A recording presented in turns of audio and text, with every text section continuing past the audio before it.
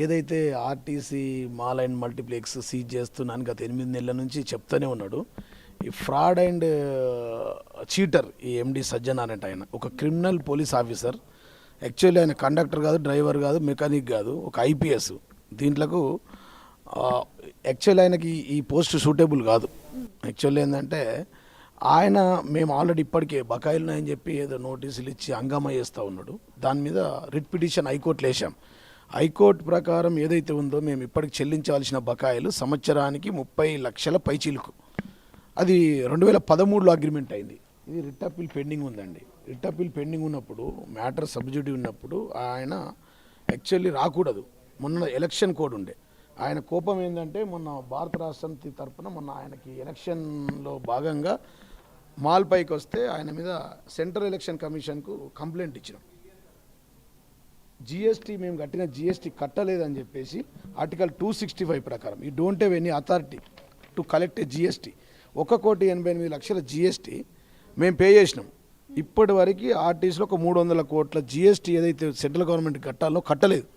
Fraud. 2018లో నేను కట్టిన GST కట్టలే. 19, 20, 21, 22లో నేను కట్టిన 7,34,00,000 గాను 18% జిఎస్టీ ఏది ఉందో అది సెంట్రల్ గవర్నమెంట్ కట్టకుండా డిఆర్సీ 3లో సెట్ చేసుకున్నాడు. యాక్చువల్లీ ఏంటంటే మేము 1 కోటి రూపాయలు కడితే 18 లక్షల రూపాయలు వెంటనే సెంట్రల్ గవర్నమెంట్ కట్టాలా, అది నాకు ఇన్పుట్ క్రెడిట్ వస్తుంది. ఇప్పటికి నేను బకాయిలు 1 రూపాయి కూడా ఆయనకు లేదు. అది కోర్టులో కూడా చేసినాం. దాంట్లో భాగంగానే రిట్ అప్పీల్ 350 ఆఫ్ 2024 ఇది రిట్ అప్పీల్ పెండింగ్ ఉంది. కోర్టు వెకేషన్లో ఉన్నది. ఆయన మీద మొన్న election commission of India complaint చేసినని, జిఎస్టీ ఆఫీసులో కంప్లైంట్ చేసినని, కక్షపూరితంగా సీఎం దగ్గర మార్కులు కొట్టేయడానికి డీజీపీ కావాలని చెప్పి ఆయన ఎన్కౌంటర్ స్పెషలిస్ట్ కదా, నర అంతకుడు. యాక్చువల్ ఏంటంటే ఎవడైతే వీడు సజ్జనారు ఉన్నాడో నర అంతకుడు.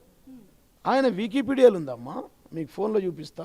నర అంతకుడు అని ఆయన నరాంతకుడని ఆయన వికీపీడియాలో ఆయనే పెట్టుకున్నాడు. ఆయన పెట్టిండో ఎవడు పెట్టిండో తెలియదు, నాకు తెలియదు. ఈ సజ్జనార్ అనేటోడు కర్ణాటక అయిన బ్యాక్గ్రౌండ్ ఏందని చెప్పి వికీపీడియాలో చూస్తే ఆయన వికీపీడియాలో ఆయన పెట్టుకున్నది. ఆయన వికీపీడియా ఇది. ఆయన వికీపీడియాలో నేను చూసింది డీటెయిల్స్. ఎన్కౌంటర్ స్పెషలిస్ట్ అన్నది ఆయన దీంట్లో. అంటే అట్లాంటి క్రిమినల్ మైండ్ ఇవాళ నా మీద అప్లై చేస్తూ ఉన్నాడు. నేను కూడా వదిలిపెట్టా. ఆయన చేసిన అవినీతి, అక్రమ ఆస్తులు, 3,000 కోట్ల సంపాదన, సైబరాబాద్ కమిషన్ అప్పుడు చేసి ఏ విల్లాలు ఏ ప్రాజెక్టులో ఎన్ని చేసిండు మొత్తం డాటా ఉంది. ఇది వాళ్ళు ఆర్టీసీ వాళ్ళు సబ్మిట్ చేసింది. ఏది జిఎస్టీ ఎంత కలెక్ట్ చేశారు, ప్రతి సంవత్సరం ఎంత రెంటు, 13 సంవత్సరాలకు ఎంత రెంటు, ఇప్పటివరకు ఎంత ఇవ్వాలా అని చెప్పి వారిచ్చిన ప్రకారం మేము కోర్టు ద్వారా వచ్చిన తర్వాత కట్టాం. ఈ లీజ్ అండి కాంగ్రెస్ గవర్నమెంట్లో చేసుకున్నది. ఇది కేసీఆర్ కేటీఆర్ గారు టీఆర్ఎస్ ప్రభుత్వం వచ్చినాక తెలంగాణ వచ్చినాక కాదు. వాడు ఒక యూజ్లెస్ ఫెలో లాగా మాట్లాడుతున్నారు. ఇది 2000 వ్యక్తిగత కక్ష, రాజకీయ కక్ష. ముఖ్యమంత్రి గారు వచ్చి 8వ తారీఖు నాడు కేంద్రంలో మోడీ వస్తే ఈడీ వచ్చినట్టు రాష్ట్రంలో రేవంత్ రెడ్డి 8వ తారీఖు నాడు వచ్చాడు. ఎన్నికల ప్రచారంలో భాగంగా జీవన్ రెడ్డి అన్నట్టు ఆయన అక్కడ ఆర్టీసీ ల్యాండ్ కబ్జా చేశాడని ఒక ముఖ్యమంత్రి చిల్లర మాటలు మాట్లాడిండు. ఆ ముఖ్యమంత్రి గారికి చూపిస్తాను. ఇది మీ ప్రభుత్వంలో అయింది. ఏ కాంగ్రెస్ హయాంలో ఉన్నది 2013లో అయిన అగ్రిమెంట్. ఇది కెమెరామెన్ కొద్ది దగ్గర నుంచి 2013 2013లో అయిన అగ్రిమెంట్లో లెక్క ప్రకారం మేము 3,90,00,000 కట్టాలా. ఇడెన్ ఛార్జెస్ చేసి అధిక వడ్డీలు వేసి 7,34,00,000 కట్టిన తర్వాత కూడా హరాస్మెంట్ చేస్తూ నువ్వు బీఆర్ఎస్ పార్టీలో ఉంటావా, నీ సంగతి చూస్తా అని చెప్పి ఇట్లాంటి హరాస్మెంట్ చేసి ఇలా సీజ్ చేస్తే కూడా I don't care, I care A pin also. ఒక ఎంటికతో సమానం. ఏంది నేను ఎదుర్కొంటా కదా.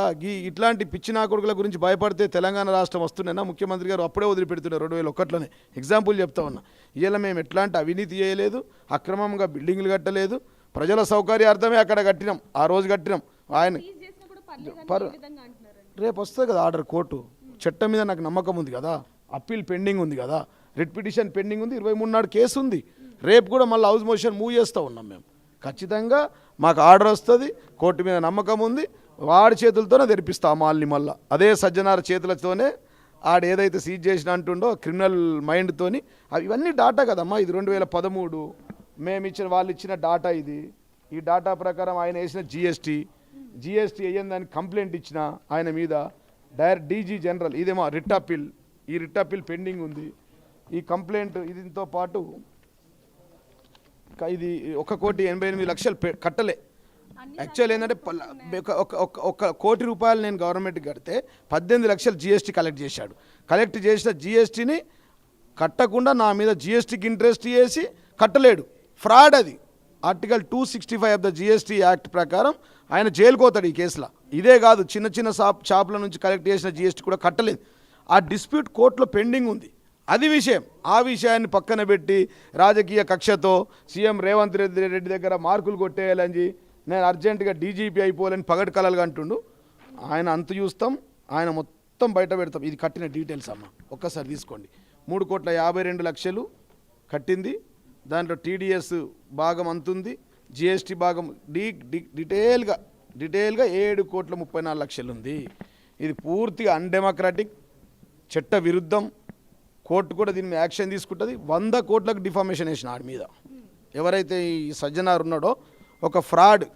ఆయనకి ఏంటంటే ఇప్పుడు ఇంట్లో టైర్లలో కమిషన్, ఆర్టీసీల డీజిల్ల కమిషన్, లగ్జరీ బస్సులలో ఉన్నటువంటి వాటర్ బాటిళ్ళ మీద కమిషన్, చిప్స్ పాకెట్లు అమ్ముకుంటూ దాని మీద కమిషన్. రోజు 25 లక్షలు ఇంటికి లేనిది పోడు.